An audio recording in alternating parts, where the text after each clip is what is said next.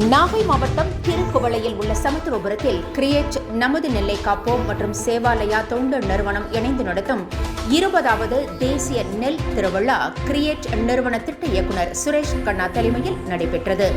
பாரம்பரிய நெல் விதைகளை தமிழக நலிவுற்ற விவசாயிகள் சங்க மாநில தலைவர் முகமது இப்ராஹிம் விவசாயிகளுக்கு வழங்கினார்.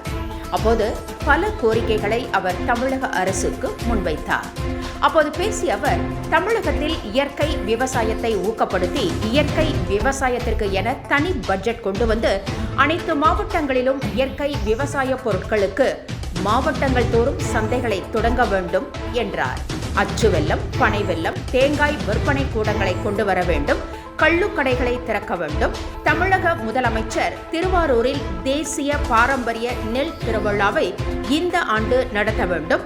மாவட்டங்கள் தோறும் பாரம்பரிய அரிசி கடைகளை நெல் ஜெயராமன் பெயரில் திறக்க வேண்டும். விவசாயிகள் வாங்கிய பயிர்க்கடன்கள் முழுவதையும் தள்ளுபடி செய்ய வேண்டும் உள்ளிட்ட கோரிக்கைகளை முன்வைத்தார்.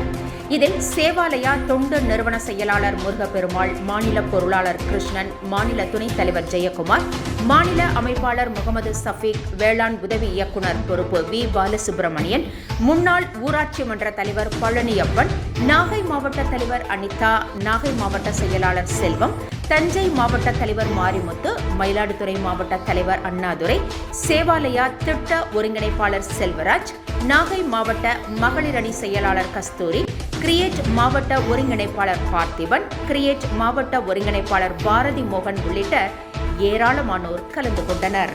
கிரேடு நிறுவனத்தின் சார்பாக இன்றைக்கு 20வது நெல் திருவிழா நிகழ்ச்சி திருக்கோளையை சேர்ந்த சமத்துவபுர இந்த சமுதாய கூடத்திலே நடைபெற்று கொண்டிருக்கிறது.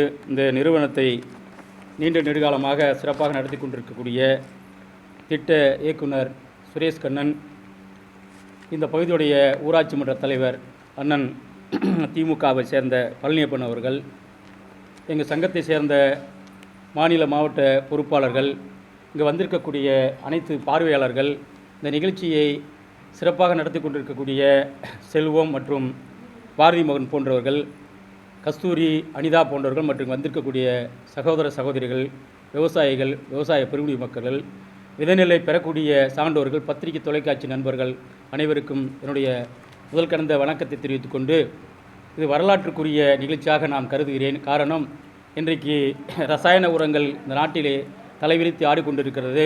இன்றைக்கு இயற்கையெல்லாம் அழிந்துவிட்டு நம்மாளோருடைய நினைவுகள், நம்மாருடைய வரலாறுகள் இன்றைக்கு தான் மீண்டும் உயிரெழுத்து இன்றைக்கு நடமாடிக்கொண்டிருக்கிறது. இந்த பகுதியிலே மரியாதைக்குரிய அண்ணன் மறைந்த நெல் ஜெயராம் அவர்கள் கிட்டத்தட்ட 174 நெற்களை தயார் செய்து இந்த பகுதிக்கு இந்த பாரம்பரிய நெல்லுகளை நிறைய வழங்கியிருக்கின்றார். எனவே அது போன்ற நிகழ்ச்சிகளை எங்களை போன்றவர்கள் கலந்து கொள்வதில் மிக மகிழ்ச்சி அடைகிறோம்.